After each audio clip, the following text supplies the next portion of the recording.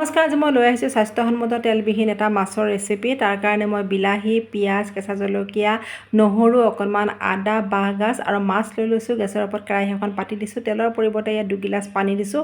পানীখিনি গৰম হোৱাৰ পাছত কাটি থোৱা বিলাহীখিনি দিছোঁ আৰু বিলাহীখিনি উতলি অহাৰ পাছত মাছ কেইটুকুৰা দি দিছোঁ। হয়, আজি মই বইল মাছ বনাবলৈ গৈ আছোঁ। বহুতে ভাবে যে মাছ এনেকৈ বইল কৰি খালে কেঁচা কেঁচা গোন্ধ ওলায়, কিন্তু মই দিয়া পদ্ধতিৰে বনাই খাব অকণমানো গোন্ধ নোলায়। পিঁয়াজ 3টা সৰু সৰুকৈ কাটি দিলোঁ। আদা, নহৰু, কেঁচা জলকীয়া থেতেলা দিলোঁ। সোৱাদ অনুসৰি অকণমান নিমখ দিলোঁ। ইচ্ছা কৰিলে আপোনালোকে আলু দিব পাৰে। আমি যিহেতুকে নাখাওঁ সেইকাৰণে দিয়া নাই। আৰু ইয়াতে দি দিলোঁ বাঁহগাজ বা বেম্বো চুট যদি এনেকৈ বইল মাছত দি পেলাই খাই বহুত বেছি সোৱাদ হয়। যদি নাই নিদিলেও কোনো কথা নাই। আৰু যদি এইখিনি বেছি পনীয়া হয় আপোনালোকে কৰ্ণফ্ল'ৰ নাইবা চাউলৰ গুড়ি দিব পাৰে। যিহেতুকে মোৰ গ্ৰেভিখিনি ঠিকে আছে সেইকাৰণে মই একো ব্যৱহাৰ কৰা নাই। মোৰ চেনেলত বহুতকেইটা বইল মাছৰ ৰেচিপি আছে, আপোনালোকে গৈ চাব পাৰে। আৰু একেবাৰে শেষত দিলোঁ জালুকৰ গুড়ি। ভিডিঅ'টো চাই কেনেকুৱা পালে কমেণ্ট কৰি জনাবলৈ নাপাহৰিব। আজিলৈ হ'ব।